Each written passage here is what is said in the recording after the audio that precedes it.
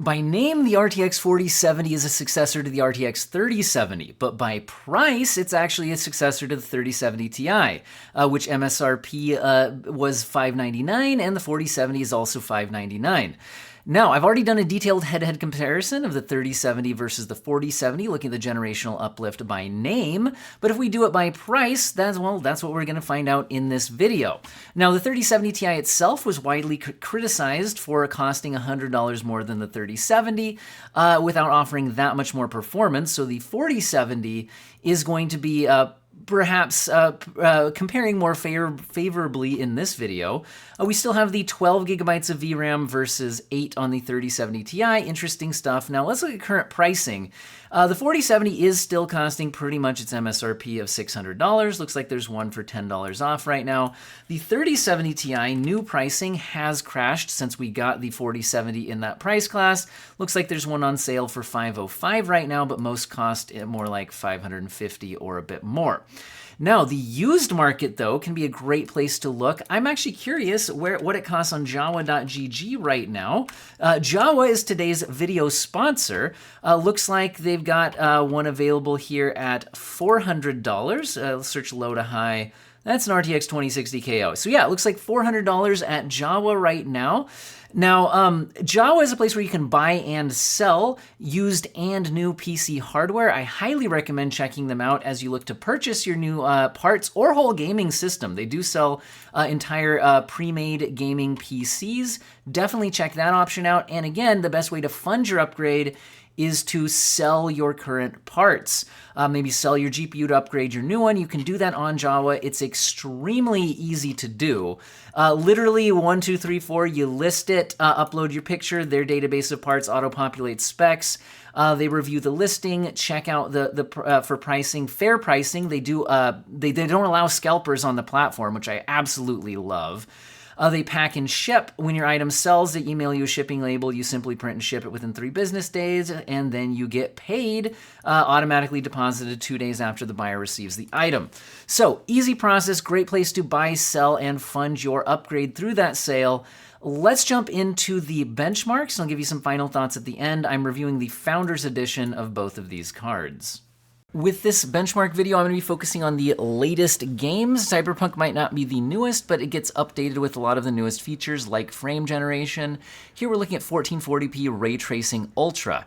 If you look at the relative performance chart on the left-hand side of the screen, it's based on the like-for-like settings, so native 1440p Ray Tracing Ultra, where we're seeing the 4070 with a 39% lead on the average FPS and a 71% lead in the 1% lows.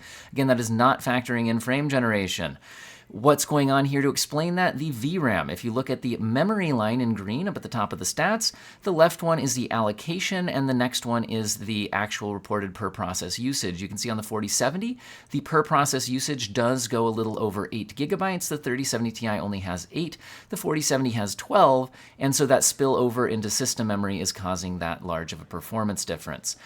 You can also enable frame generation on the 4070, but if you look at the latency counter, I feel like this would actually, while it gets you around 60 FPS, it feels slower than the 39 FPS we're getting on the native resolution, so I wouldn't use it there. However, if we kick on DLSS quality as well, I've done that for the 3070, and the 4070, and the 4070 with frame generation plus DLSS quality, we now see that with frame generation, the 4070 can hit around 100 FPS because the baseline began closer to 60 without as bad of input latency. I actually felt, and this is subjective, that the 100 FPS here feels very usable, and this is probably how I would play the game on the 4070. I would use frame generation with DLSS quality, and it would look very smooth in motion and still feel pretty good to play. Notice that the average performance lead relatively, which is preferred in the compared in like for like, so without frame generation, we're seeing a 24% lead for the 4070, 37% lead in the 1% lows. Why is that less than what we just saw previously without DLSS enabled? Because DLSS is reducing the rendering resolution, which is lowering the VRAM usage. And you can see that then without the VRAM spillover issues on the 3070 Ti, we don't see quite as big of a performance lead. Now, let's move into the engine of the future. We're testing Unreal Engine 5 here. It happens to be Fortnite. That's why I'm running it at the maxed out settings rather than Fortnite competitive settings, because I'm testing Unreal Engine 5 features like Lumen, Nanite, Virtual Shadow Maps. This is the engine for AAA games of the future, for better or for worse. And it does look excellent with the lighting system, all of that. We're seeing the 4070 leading by 21% in the averages, 18% in the 1% lows. The 4070 is delivering a little under a 60 FPS average.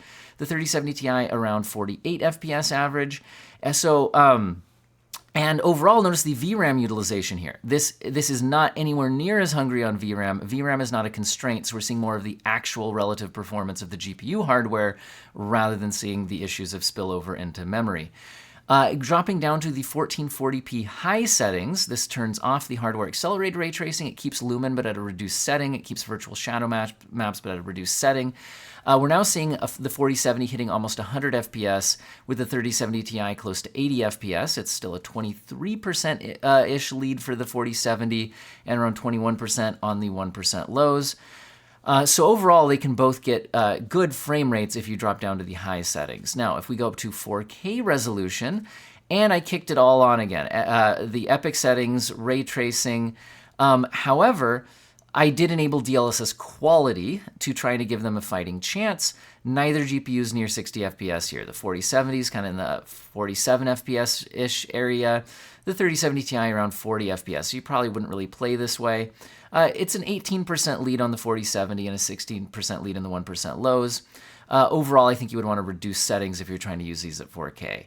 At 1080p maximum settings, so epic preset with hardware accelerated ray tracing enabled, we're now seeing around mid to low 80s on the 4070 average FPS wise, upper 60s on the 3070 Ti. It's a 21% lead for the 4070 and a 25% in the 1% lows. And so overall, I can't say that Fortnite is going to tell us exactly how every Unreal Engine 5 game is going to perform, but it's at least a good sign, I think, that it's not super heavy on the VRAM utilization, at least in this example. However, if we move on to a PS5 exclusive, we're going to look at 3 different PS5 exclusives next that have been ported to PC, starting with The Last of Us Part 1 at 1440p Ultra. This is VRAM hungry. You can see the 4070 reporting allocation at 11 gigabytes and usage around 10, and the 3070 Ti can't do that, but the system RAM usage goes up. And we're seeing a 29% lead for the 4070 with a 74% lead in the 1% lows. You can see the spikes on the frame time graph for the 3070 Ti. So this is certainly VRAM causing some of these issues. Moving up to 4K Ultra, that issue even gets pushed even further. And the 4070 now has a 60% lead on the averages and a 177% lead in the 1% lows. In other words, it has 2.77 times higher. It multiplied the 1% lows by 2.77, right? In other words, it's 12 FPS 1% lows versus 36. Now, neither GPU is doing great here. Although the 4070 could be used at these settings, I would probably at least enable DLSS quality and maybe turn down some settings as well for actual usage. Dropping down to 1080p Ultra, though, the 4070 is giving us around 100 FPS. It looks great. The 3070 Ti is good for around 80. It's a 33% lead on the 4070. The 1% lows are a lot closer here, although I think there could be some CPU entering the 1% low equation at this point, especially when that explosion happened. We saw the GPU usage drop on the 4070, so I think that could have been some CPU limitation there.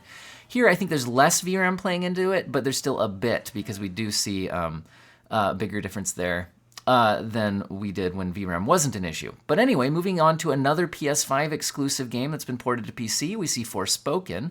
At the ultra high preset, which is its maximum preset, which does include some ray tracing, the 4070 has a 45% lead here. It's averaging around 70 FPS, where the 3070 Ti is only down around 49. And again, we're seeing VRAM as part of the issue. If you look at the VRAM allocation and usage, the 4070 is reporting well over 8. And that's especially at 4K resolution here, where we're seeing a 76% lead for the 4070, again caused by the VRAM spilling over on the 3070 Ti. However, I don't think you'd use either GPU at 4K at these settings because the overall FPS is too low for that to make sense. However, 1080p ultra high, so maxed out on the 4070, you're getting almost a 100 FPS average, and a 44% lead over the 3070 Ti, because even at 1080p, the maximum preset is too much VRAM for the 3070 Ti. It is spilling over into system memory.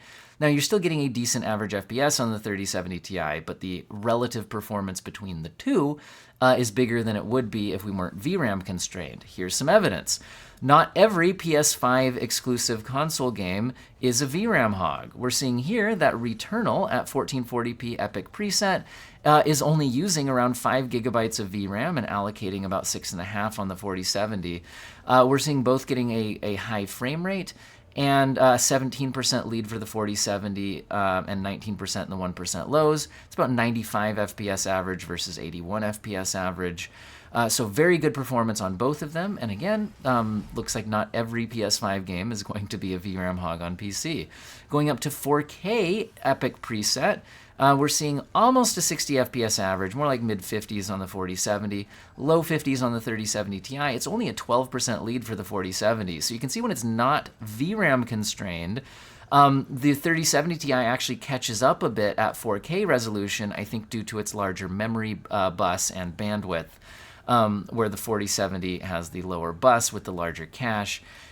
Anyway, interesting stuff how the different PS5 exclusives perform and use VRAM here.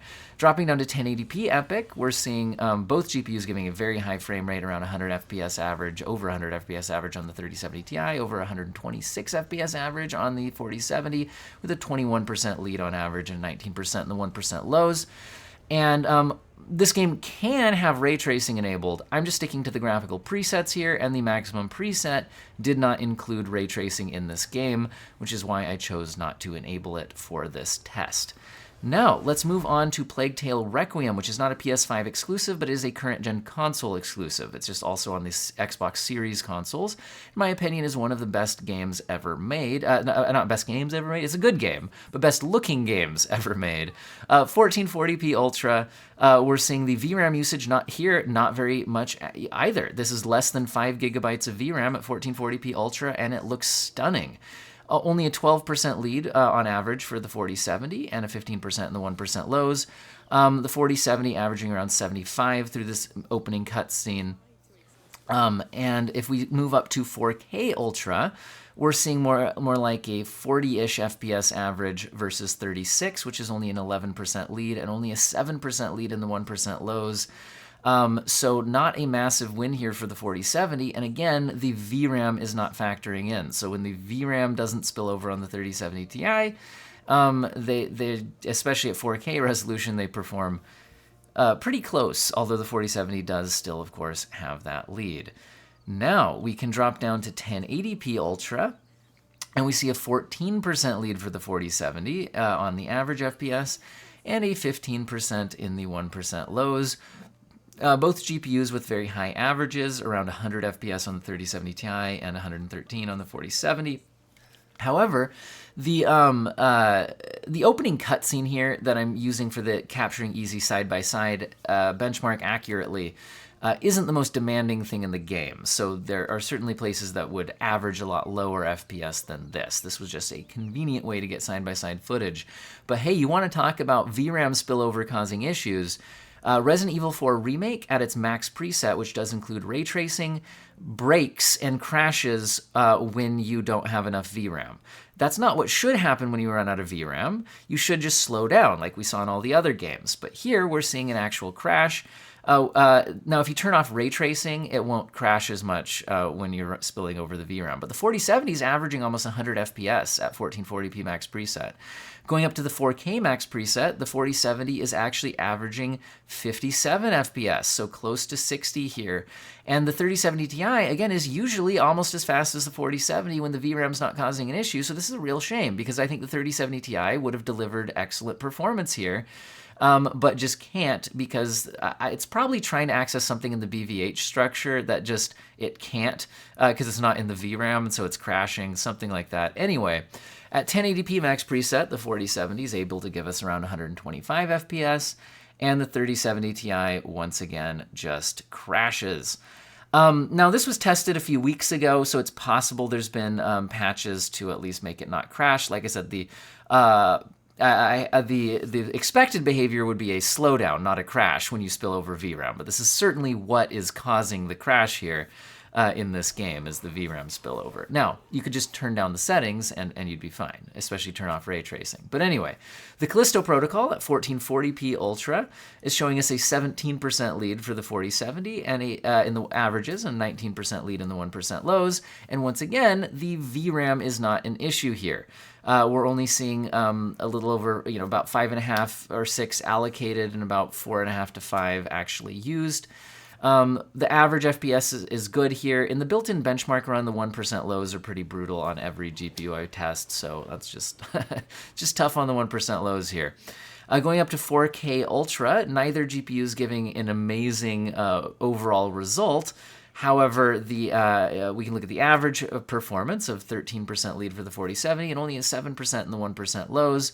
And again, when the VRAM spilling over is not an issue, the relative performance of these two GPUs is not incredibly far apart. And I think that is, once again, what we're seeing here. Dropping down to 1080p Ultra, we see a slightly better relative result for the 4070, going up to a 15% average FPS lead and a 20% lead in the 1% lows. Now, the Callisto protocol is not a current-gen console exclusive. It did go back to the older-gen consoles. However, it is one of the best-looking Unreal Engine 4 games when you are running it at its Ultra preset. It also does have ray tracing available, which is not part of the Ultra preset, and it then does have VRAM issues if you enable ray tracing. Now, let's move over to Call of Duty Modern Warfare 2 at 1440p balanced, not extreme. I use the balanced preset because it's a competitive online game, so I think this is more realistic. We're actually seeing the 4070 with a 31% lead in the averages and 1% lows, both GPUs giving excellent frame rates. But why the big lead here? We're not spilling over VRAM. If you look at the VRAM usage, it's only around 3.5, and allocation only around 4 or 4.5. So why the big lead? Well, I'll give you some thoughts on that, but first let's switch over to 4K. We do notice that the lead drops a bit at 4K, down to 25%. Both giving very good results here, though. But why do I think this big lead is happening on the 4070 when we don't see VRAM spillover? Well, this game usually favors AMD hardware. The reason why I think that's significant is AMD has relied on a large Infinity cache as part of its architecture, and its GPUs usually overperform in this game relative to NVIDIA when we're looking at the 6000 series versus the 3000 series. Well, the 4070 has a very large L2 cache, and it's overperforming here. So I wonder if this game engine just really loves a large cache size on the GPU, and that explains the performance. So I think that's what's going on here, is that this game engine just really loves some cache size. All right, we've seen a lot of interesting results. Let's go ahead and pop out to some final thoughts between these two GPUs. Well, there was a bunch of really interesting results in those benchmarks, especially when VRAM was factored in. Now, doing an average off of what we got there, like what do you do with a crash, whatever, I don't think that makes that much sense. But here's NVIDIA's official performance claims. So they claim that without using frame generation, that's the gray bar, the 4070 is 1.2 times the speed, or in other words, 20% faster than the 3070 Ti. And I think we saw in situations where the VRAM wasn't causing a massive difference in the performance numbers, that 20% number does sound pretty reasonable. I think we could roll with that. The green bar here is NVIDIA's claims with frame generation, and frame generation is certainly a nice-to-have feature. And then we also have massively more power efficient. The official numbers from NVIDIA on the power efficiency differences are the average gaming power at 186 watts on the 4070 versus 240 watts on the 3070 Ti. So overall, there's some cool stuff here with the just overall, better price to performance. You're literally cost the same.